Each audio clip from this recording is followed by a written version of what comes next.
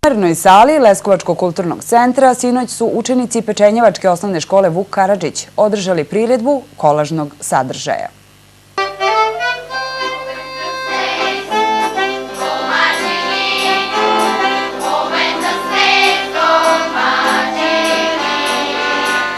Oko 50 rođaka od 5. do 8. razreda, uz pomoć drugova iz drugog, Leskovčanima se predstavilo izvođenjem pesama na instrumentima, buzukiju, gitari, klavijaturama, harmonici, saksofonu i trianglu uz pratnju hora ove škole.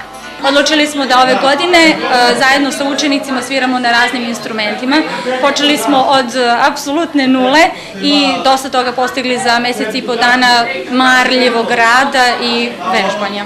Učenici su u priredbu pripremili uz pomoć profesorica engleskog jezika Ivone Ranđelović i muzičke kulture Anite Živković.